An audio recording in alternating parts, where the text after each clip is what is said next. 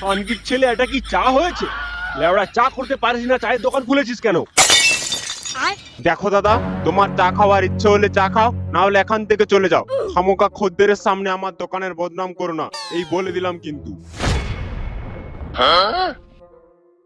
বদনাম আবার কিসের সুধীর ভাই আমার? লেওড়া, যেটা সত্যি সেটাই তো বলছি।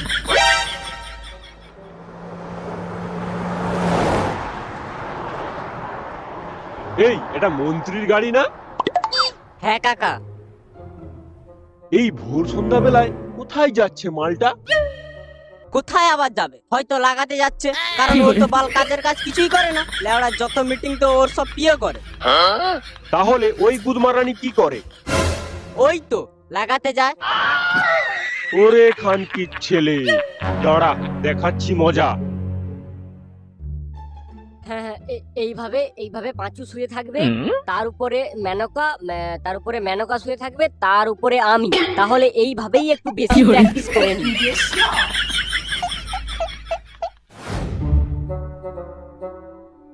লেওড়া, এতদিন ধরে আমি কত ভালোবেসে এলাম ওকে, আর ওই মাগি শেষে কিনা পারোয়ারির খাওয়া মাল বেরুলো। ঠিক আছে পাড়া, মন যখন ভেঙে গেছে, কাল রাতে এমন লাগাবো লেওড়া সেটা ছিঁড়ে দেবো। আরে, ওই তো মন্ত্রীর গাড়ি। কিন্তু খানকির ছেলেটা এই বাড়ির সামনে দাঁড়িয়ে কি করছে? এটা তো কোনো অফিস নয়। তাহলে চায়ের দোকানের ছেলেটা যেটা বললো ওটাই কি সত্যি? ঠিক আছে, পেছন দিক থেকে গিয়ে দেখি চুদির ভাইটা ভিতরে কি করছে।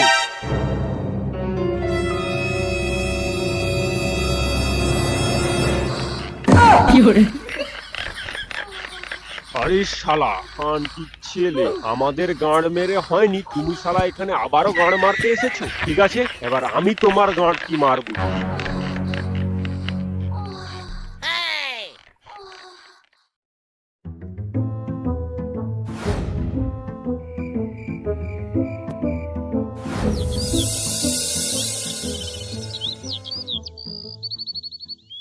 শোনো গিন্নি, আজকে সন্ধ্যাবেলায় আমি বাড়িতে থাকবো না। মন্ত্রীর বাড়িতে আমার একটু কাজ পড়ে গেছে। বাবা, তুমি আবার কবে থেকে রাজনীতিতে পা রাখলে?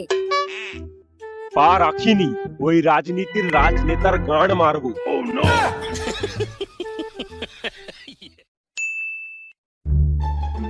এই যে এসে গেছিস, তাহলে রেডি তো? রেডি মানে গুদমারানি দুদিক থেকে ধরে একদম পুরো চিপকে দেবো। নে, এবার চল।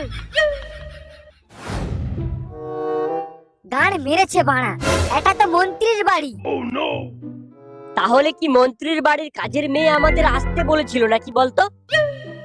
জানি না ভাই, তবে হুট করে ঢুকে পড়াটা ঠিক হবে না। চল পিছন দিক দিয়ে যাই।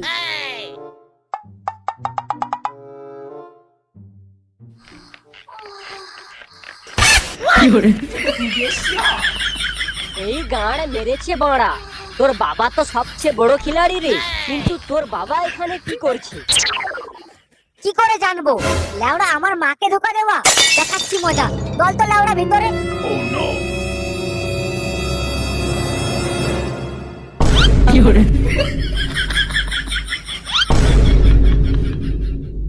বাবা, তুমি এ কি করছো?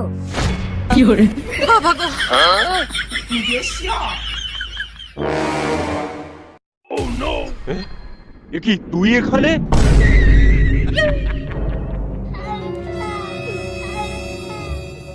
আমি এখানে কেন এসেছি সেটা নিয়ে পরে কথা হবে। তুমি বাংলা এখানে কি করছো? আর লেওড়া, এসব কি? তুমি বাংলা মাকে ধোকা দিচ্ছ? ধোকা দিচ্ছি না রে বাবা, প্রতিশোধ নিচ্ছি, প্রতিশোধ। ওর চোখের সামনেই ওর বউকে লাগাচ্ছি। মানে মেনুকা মন্ত্রী মশাইয়ের বউ? কিন্তু বয়স তো অনেক কম। কম তো হবেই, ওই খানকির ছেলে কি কম যায় নাকি? কচি কচি মেয়েদেরকে দিনরাত লাগাচ্ছে। ঘরে একটা সুন্দরী বউ পুষে রেখে দিয়েছে, আর আমরা এদিকে রোদে জলে পুড়ে ভোট দিয়ে যাচ্ছি, আর আমাদের বেলা কিছু করার নেই। কিন্তু কাকু, মন্ত্রী মশাইয়ের হাতে তো অনেক পাওয়ার রয়েছে, তাহলে ও চাইলেই তো আপনাকে জেলে ভরে দিতে পারে।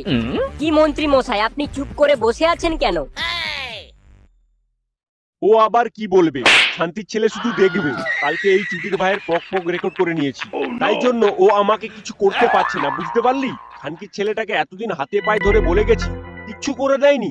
এবারে বাঞ্চোতরাকে ব্ল্যাকমেল